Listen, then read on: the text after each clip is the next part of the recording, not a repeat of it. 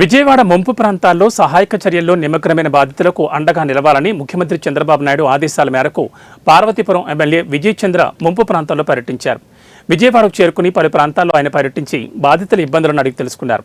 వైద్యం, త్రాగునీరు, ఆహారం, నిత్యావసర సరుకులు అందేలా ఇంటింటికి వెళ్లి ఆరా తీశారు. ప్రజల సంక్షేమే ముఖ్యమంత్రి ధ్యేయంగా పనిచేస్తున్నారని ఎమ్మెల్యే అన్నారు.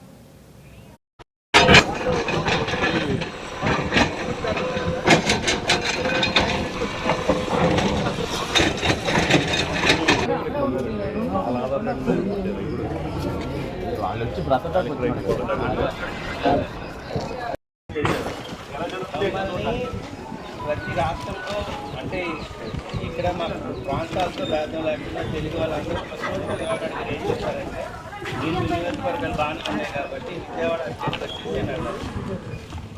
9 రోజులుగా మేము అందరం ఇక్కడే పనిచేస్తున్నాం. ఓన్లీ విజయవాడ వాళ్ళు విజయవాడలోనే కోసం బాబు గారు మాకు ఒకే పని చెప్పారు.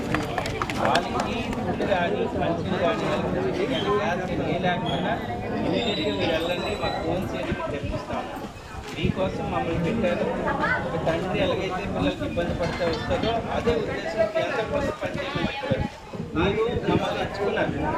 మా గవర్నమెంట్ నిలబెట్టిన తర్వాత అంతే రెస్పాన్సిబుల్గా బాధ్యతగా మీపై పెట్టవచ్చు చూసుకునే బాధ్యత మా పైన ఉంది. కాబట్టి మా ఇదే కాదు, ఇంతకుముందు మీకు గుర్తుంటే హుదూద్ తుఫాన్ వచ్చింది విశాఖపట్నం.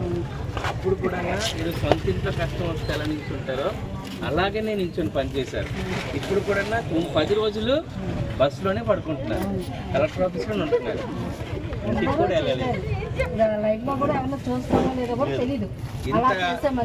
అంటే ఎప్పుడు ఒకటే మాట చెప్తాను, ఒక తండ్రి పాత్ర పోషిస్తారా?